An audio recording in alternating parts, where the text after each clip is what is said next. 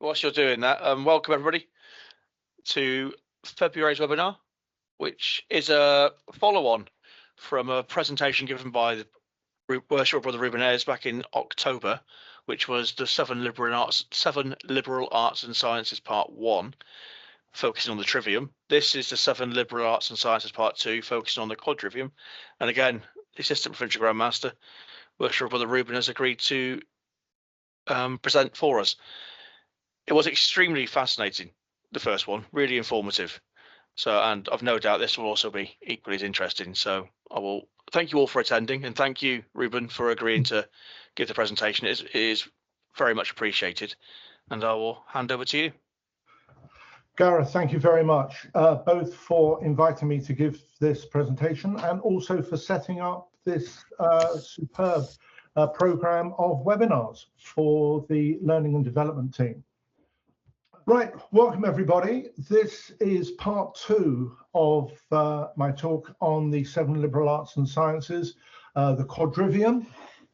Just a little recap of some material we went over a couple of months back. It is expected that you will make such of the liberal arts and sciences your future study as may lie within the compass of your attainment. So you've all heard these words, and I wonder how many of you have thought whether they have any deeper meaning, any contemporary significance, or whether they're just a bit of Masonic ritual to be learned and then delivered on some Masonic occasion. This picture here is by Le Chegier. It represents the 7 liberal arts and sciences, as you can see there, and below are the names of those people thought by some to be represented in this picture. There are some characters here for whom there is very little doubt. Some are a little more contentious, but you can see here for arithmetic, there's Pythagoras; for geometry, there's Euclid; and interestingly, for music, there's Tubal-Cain. Then the other figures as shown on the slide. Okay, so what are the 7 liberal arts and sciences? They're a system of education and learning that developed in classical Greece and were then transmitted through the later medieval universities across Europe and are still taught in some British and United States universities to this day. They aim to culture reason, eloquence, and wisdom. The 7 liberal arts and sciences are divided into the Trivium, the first 3, grammar, rhetoric, and logic. Those were generally taught first as a curriculum within themselves, followed by the Quadrivium, arithmetic, geometry, music, and astronomy, which were then taught after the candidate had mastered the Trivium. The name liberal arts and sciences comes from liberal, meaning the freeing of the mind, and they focus on the intellectual skills rather than vocational skills, such as carpentry, glazing, and such like. And they were thought by the ancient Greeks to be vital for the development of citizenship, inquiry, and virtue. So here we have the 2 divisions, the Trivium and the Quadrivium. I've mentioned the Trivium, and we spoke about that a couple of months back, but just to recap: grammar, the mastery of language and correct expression; rhetoric, mastery of persuasion and communication; and logic, the mastery of reasoning and correct thinking. But tonight I'm going to talk about the Quadrivium, and these really are the 4 sciences related to number in relation to the universal order, in relation to the way the cosmos is structured. So we have arithmetic, number of itself; geometry, number extended into space, music, number extended into time, and astronomy, number extended into space and time. So arithmetic, we have pure numbers, we have ratios, properties of integers, harmony of proportions, geometry, measurement, shapes, both two-dimensional and three-dimensional, later four-dimensional, as will become clear, architecture, surveying, spatial harmony, music.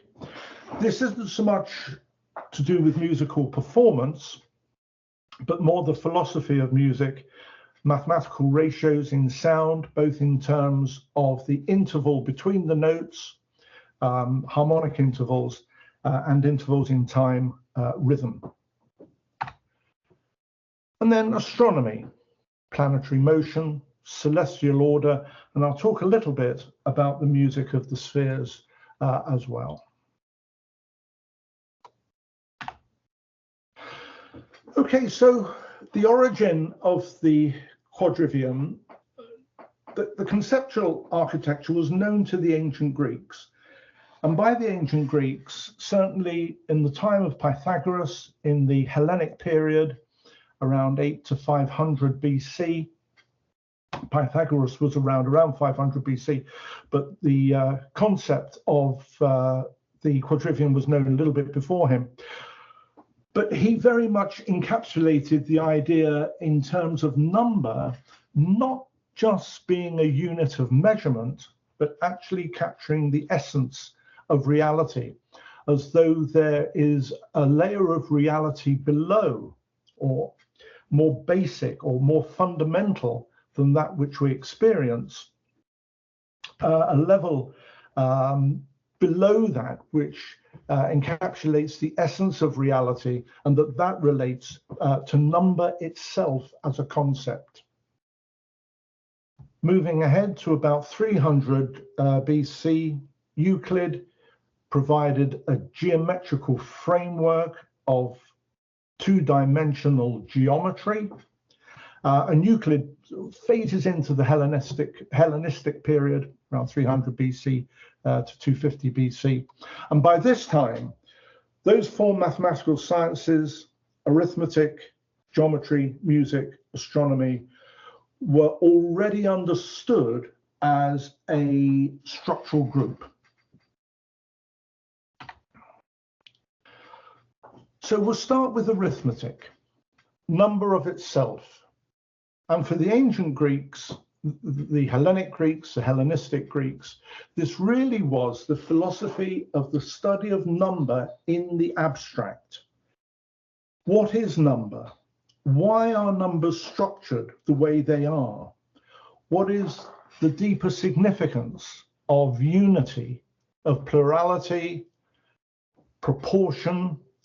They had a particular interest in prime numbers, of perfect numbers, and other concepts relating to how numbers relate to each other in an abstract sense.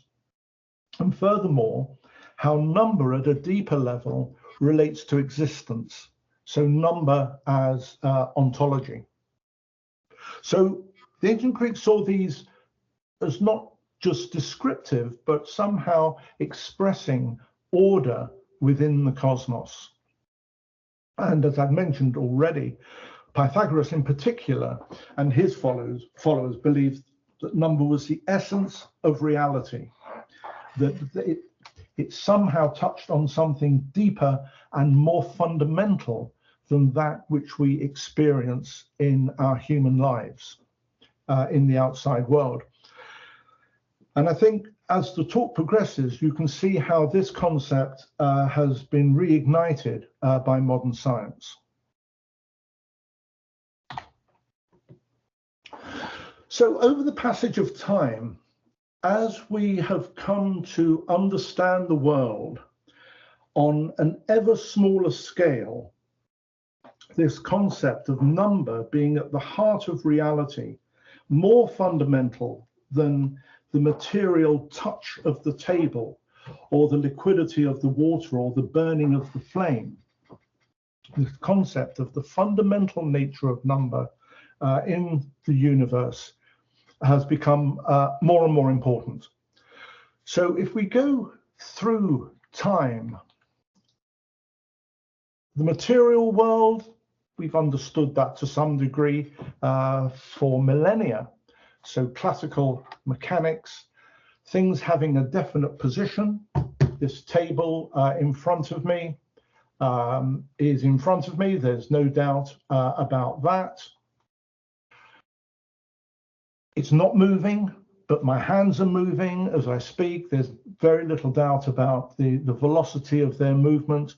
And if we know where they are at one point and we know the direction and speed in which they're moving, we can predict very accurately where they will be in a second or 2 seconds' time. More so for something like a simple projectile, like a cannonball. But as we go into the 16th century, with the development of microscopy, people like Galileo, Hooke, Leeuwenhoek, and such like, we get to see things on a much smaller scale. And we realize, for example, that wood is not an amorphous material. It's made of cells. My fingers, my tissues, my muscle isn't an amorphous material. It's made of cells, so it's composite. As we go into the 19th century, with the advent of more powerful microscopes, we realize that those cells are equally made up of smaller items, in particular molecules of different types. Then in the early 19th century, we start to understand these substances in terms of atomic structure, that there are individual molecules which make up these substances, and you can't go to a level smaller than that without creating something different. So if you take a crystal of salt, you can divide it down and divide it down and divide it down, but eventually you come to one molecule of sodium chloride. If you divide that, you no longer have salt. You have chlorine on the one hand, sodium on the other. That's the most basic moiety, as it were, of salt, is a single molecule. Below that, with the advent of the understanding of the atom, in particular Rutherford's understanding of the basic makeup of the atom, we realize that even the atom is a composite item with a nucleus, with neutrons and protons, with electrons flying round. We've all probably been taught at school of the little cannonball model, the little balls in the middle of the neutrons and the protons, and the tiny little balls flying around, orbiting the nucleus, those being the electrons. But as we moved into the subatomic age of understanding, again, still, well, really in the early 1900s, we realized that that golf ball model of the atom, with balls of neutrons and protons surrounded by orbiting electrons, just doesn't hold up. And we know now that neutrons and protons are made of quarks. They're held together by gluons, and they don't behave like little balls. They behave as arithmetic or mathematical fields. They can be created, they can be annihilated. There are virtual particles. There are forces that arise from the exchange of particles, and particles that arise from the exchange of forces. And so this whole soup of activity is in a constant state of flux. There are no little balls. More recently, from about 1913 onwards, Niels Bohr's understanding of the quantum nature of the subatomic world tells us that once you get to this level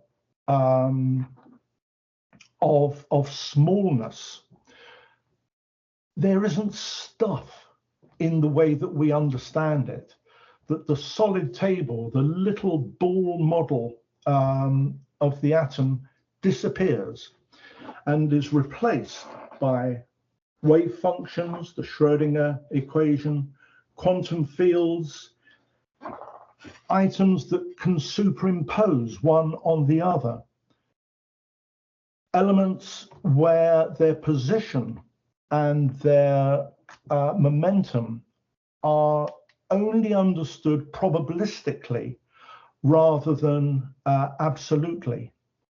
No solid objects, no tiny billiard balls, just probability amplitudes evolving mathematically. And that is our understanding at present of the real nature of the world in which we live, and how the world that we experience, the table, the glass, the computer, my body and such like, how that emerges out of this purely mathematical, statistical, probabilistic world is simply not understood. But the idea that the quantum world represents the real world, what's actually going on under the bonnet, seems to be pretty much beyond doubt. One of the great proponents of the quantum world is Richard Feynman. He shared the Nobel Prize in the 1960s for his studies on quantum mechanics. And here's a few statements from him. At the deepest level, we do not find little mechanical things behaving sensibly. We find mathematical formalism that predicts outcomes with astonishing accuracy. If you try to picture what's really going on, you mislead yourself. So don't demand a mechanical picture. Don't imagine hidden classical objects. Don't ask, what is it really? Because what it is really is the mathematics. It isn't the little billiard balls. They're simply not there. What is there are probability amplitudes, and those amplitudes are complex numbers. That is the machinery.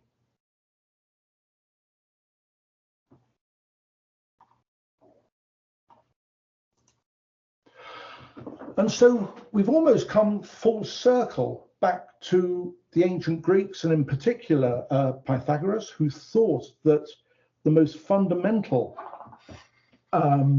appreciation of the cosmos was that of number, not of what we perceive as physical substance.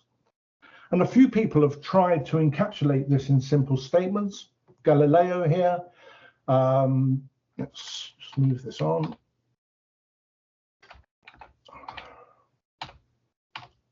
Galileo, mathematics is the language with which God has written the universe. Einstein, the creative principle resides in mathematics. In a certain sense, therefore, I hold true that pure thought can grasp reality as the ancients dreamed. So we've come all the way back to Pythagoras, essentially. So that's arithmetic. Let's move on to geometry, number extended into space. It deals with shape, size, spatial properties of objects in 2 dimensions, 3 dimensions, more recently, more dimensions than 3 dimensions, formalized by Euclid in the Hellenistic period around the 3rd century BC. 2-dimensional geometry was then developed further by Descartes around early 1600s by the introduction of coordinates, and then by almost simultaneously both Newton and Leibniz in the late 1600s with the development of the calculus. More recently, expanded into multi-dimensional geometry, so certainly four-dimensional geometry by Bernhard Riemann, into what's so-called non-linear geometry. And you might think, well, why do you need geometry in more than 3 dimensions? Because we only exist in 3 dimensions. But the trouble is that isn't true. The diagram that you see on the right, the blue surface that you see there is a representation of space in 2 dimensions, because there aren't enough dimensions to show it on a computer screen. And the idea is here that the fabric of space can itself be bent. Space itself can be bent by a large mass, in this case, the sun. And why do we think that's true? Well, we know it's true because if we look from Earth down at the bottom of this diagram out towards a distant star that's quite close to the sun in terms of our image of it, that light beam necessarily will travel on the shortest distance between that star and our retina. But because the fabric of space is bent by the mass of the sun, that beam of light from that star does not travel in a straight line. It travels in the shortest distance between the star and our eye, and that course is represented by a curve because the fabric of space is bent by the sun. So we don't see that star where it actually is. How do we know that's true?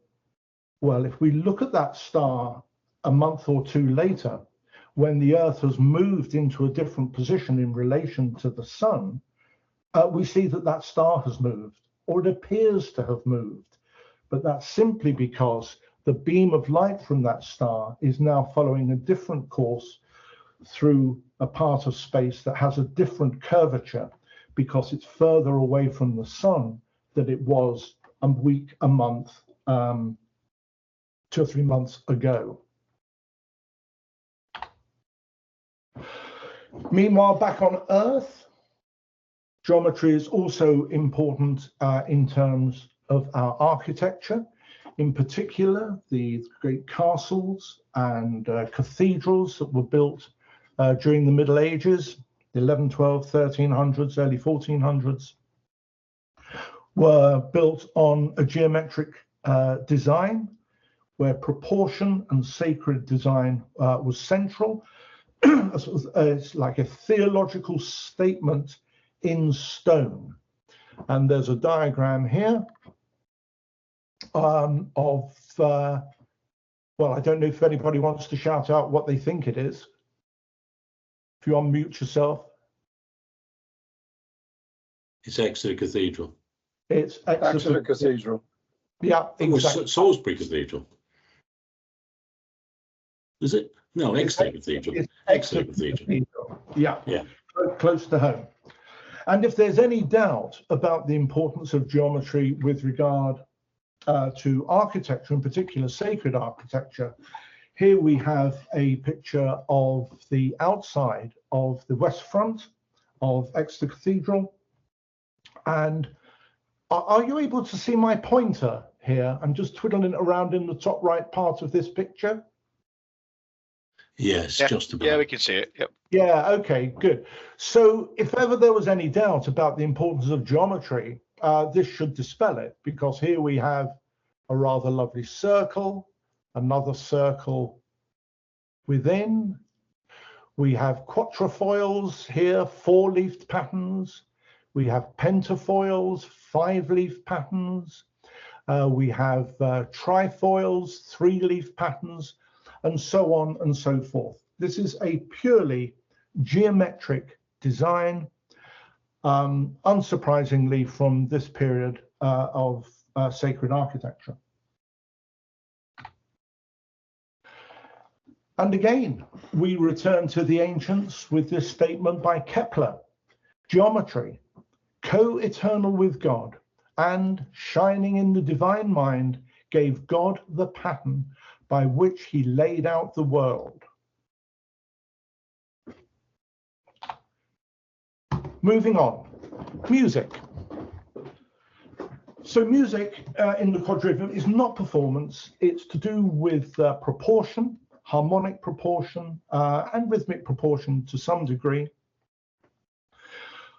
Pythagoras, we return to him, described the mathematical nature of the notes of the musical scale, based on natural harmonies of a vibrating string.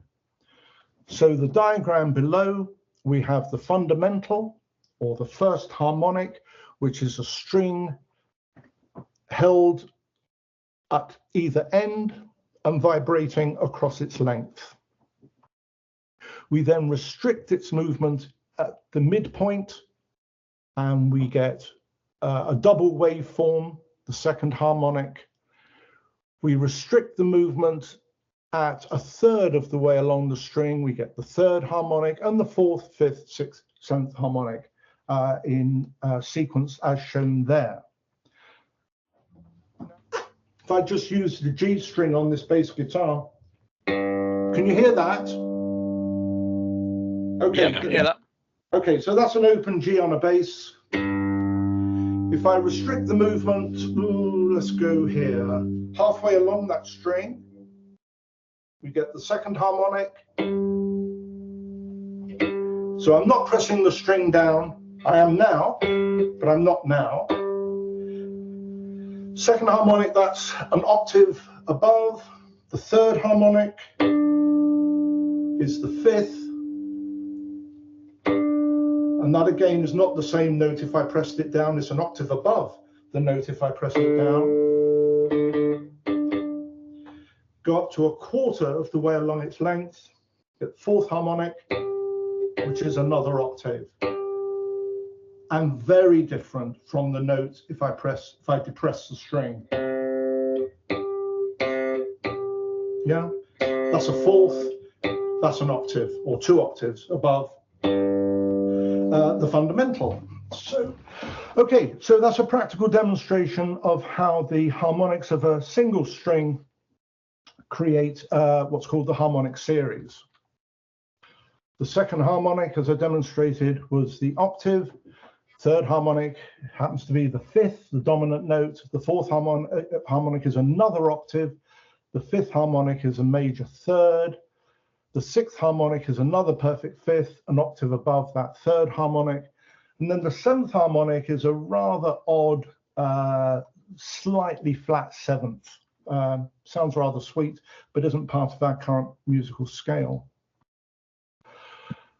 So the green notes are all octaves. They are essentially the same note. The third and the sixth harmonic are the perfect fifth. So if we're in the key of A, that would be an E. The fifth harmonic is a major third. If we're in the key of A, that would be C sharp. And then the seventh harmonic, there is a slightly flat seventh. Okay, now this was all rather lovely and very sweet, and by virtue of the fact that these simple mathematical ratios, 2 to 1, 3 to 1, 3 to 2, 4 to 5, create very sweet sounds when used both individually and together as chords, there was an underlying problem with this system of creating notes, because it was found that certain harmonies in certain keys sounded rather harsh. And this was very puzzling to the Greeks and indeed to medieval Europe, because that was not expected. So let's just see how we can use those harmonics, in particular the third harmonic, the perfect fifth, to define the notes of the musical scale. This is how it was done probably in ancient Greece and throughout medieval Europe. And we're going to start with the note A in the 3 o'clock position on this diagram, but it could be any of these notes. But we'll start with A. We'll go up a fifth, a perfect fifth. That's using that third harmonic. It's the simplest step to get from one note to another, other than jumping up an octave, which just takes you back to another A. So we go from A to E. We'll go up another fifth. That takes us to B. We'll go up another fifth, and that takes us to F sharp. And round and round and round we go, and we eventually describe all of the notes of our musical scale, including the semitones, getting back to A. Lovely. What could possibly go wrong? This is what goes wrong, because when you look at the frequency of those notes, on this diagram here, we started with A, because it's simple to describe in terms of its frequency, it's 440 hertz.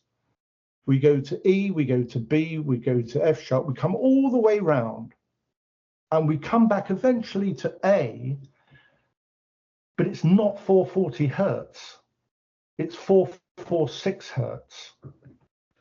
And furthermore, hang on a sec. If we take C sharp here, that the number 556 hertz, if we describe that from the fifth harmonic, which gives you the major third, which is C sharp, it's not 556. And furthermore, if we'd started in the key of E, it wouldn't be 556 or the other number that we had. So there's something wrong with this system, because the notes that you get when you start with A are a completely different set of notes from what you would get if you started with B or C or any other notes, or if you used a different harmonic to describe the series. And this is really troublesome, because it means certain keys, certain notes sound terrible. And furthermore, it means if you want to play in those keys, you have to retune your instrument. And that is simply not practical.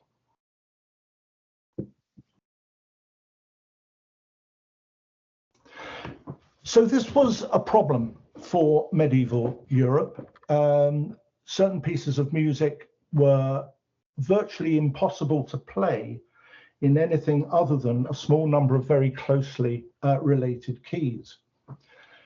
It also meant that those instruments where the frequency of the note is locked in, like a piano or a harpsichord, if you press a key on a keyed instrument, you get the note and there's nothing you can do about it. You can't change that note.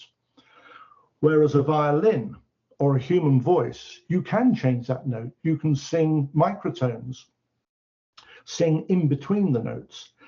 And it's still found to this day that certain very famous pieces of music, in particular the Rachmaninoff piano concertos, are notoriously difficult to play, because the orchestra will aim instinctively towards slightly different notes, especially the string section and the brass, because you can bend brass, as it were. Instinctively aim towards a note that's different from the one that the pianist cannot help but play.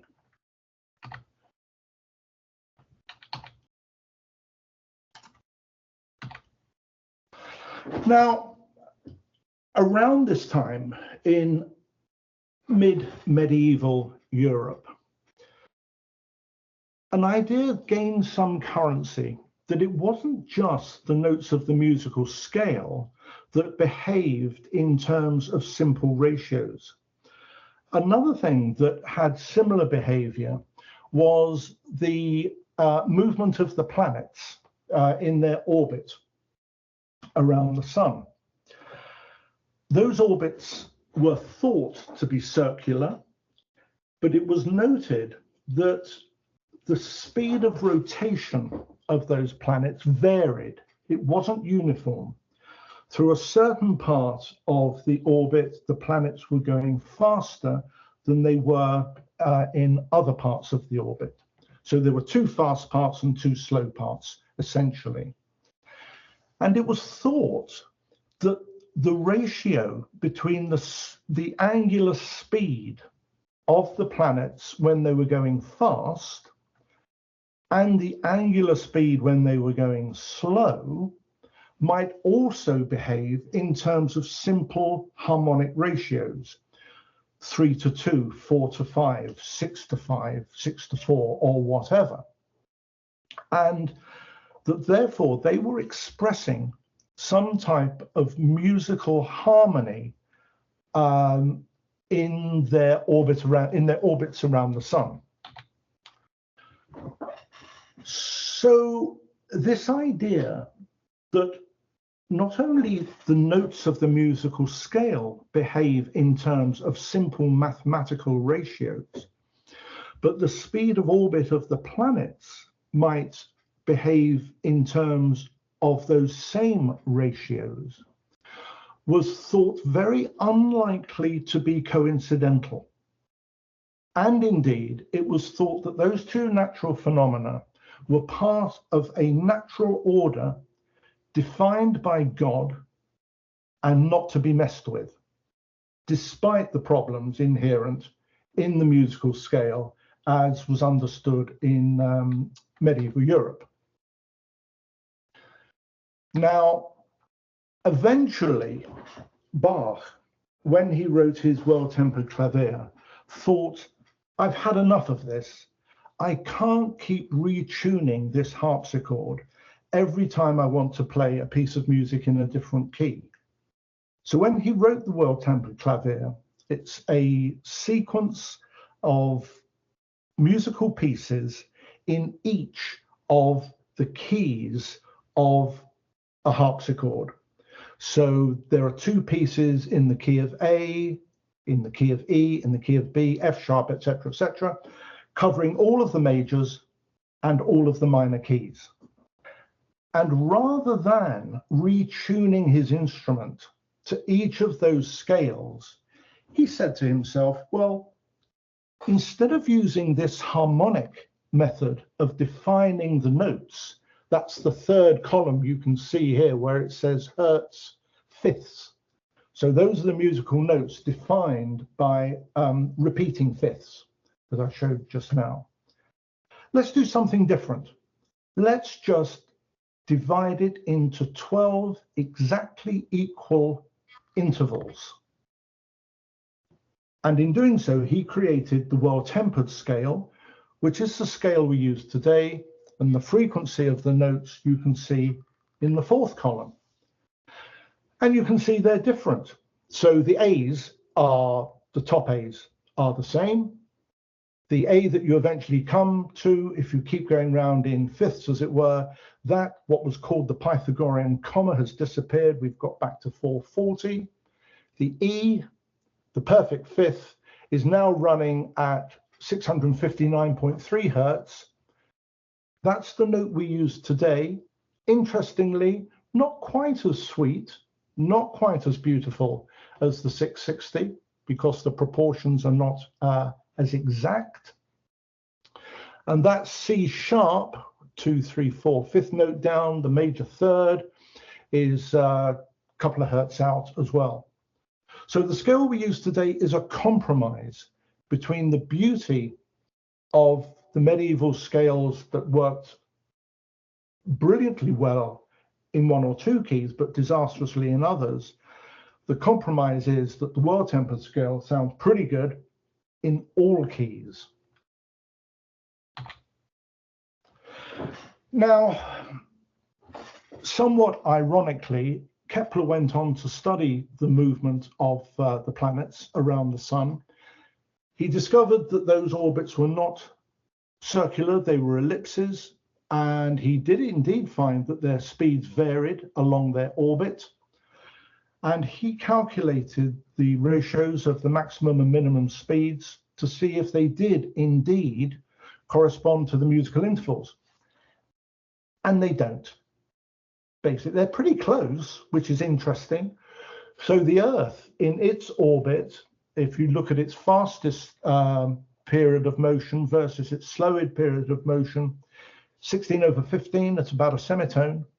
Mars, about 5/4, a major third, but it's not exact. Jupiter, close to a minor third, not exact. So those ratios were not perfect. But in doing those studies on the movement of the planets, and it's obvious now, I guess, that we've moved on from music seamlessly into astronomy. He discovered his 3 laws. Planets move in ellipses with a gravitational center, the sun, at one of the center points of that ellipse. That over any period of time, they mark out an area the same as another period of time. They sweep equal areas within the ellipse. And the speed of motion of the planet squared, t, is proportional to the radius of the planet's orbit from the sun at that point in its orbit, cubed. So the universe doesn't sing to neat fifths, major thirds, and octaves, but Kepler, in doing these studies, discovered that it does obey a deeper mathematical structure. So the imagery changes, but the fact that the reality is mathematically structured does not change. And that is the real music of the spheres. Astronomy, interestingly, as we've said, the study of the celestial objects was considered by the Greeks to be the highest of the 4 arts or sciences of the Quadrivium, because it united the other 3. And these days it's divided into observational astronomy and astrophysics. The former, observational astronomy, being one of the few sciences where amateurs continue to play an active role and make a significant contribution. A very brief history. The Babylonians were the first to note the repeating cycle of lunar eclipses. The ancient Greeks put astronomy on some sort of rational basis. Aristarchus of Samos proposed the first heliocentric model of the solar system 1,000 years or more before we finally came round to that same belief that the sun was the center of the solar system and not the Earth. Astronomy fell rather fallow during the medieval period in Europe, but it was kept alive by the Islamic, Indian, and Egyptian scholars, and their studies were then later translated into Latin and later into modern European languages.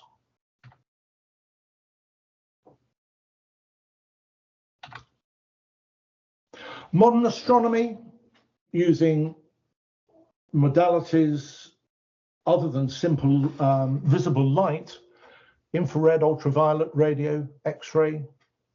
Subsequently, we've used those technologies to discover new planets, stars, galaxies, exotic objects, such as quasars, pulsars, neutron stars, and such like, probably culminating in one of the greatest of scientific achievements, the theoretical, at least, understanding that our universe hasn't been there forever, that it emerged out of a single event, roughly 13.75 billion years ago, in what we now call the Big Bang. And the usual question people ask is, well, that's all very good, but what happened before the Big Bang? But if you accept that space and time and everything we know and could possibly know emerged with the Big Bang, it's a nonsense question to ask what happened before the Big Bang, because there was nothing before the Big Bang.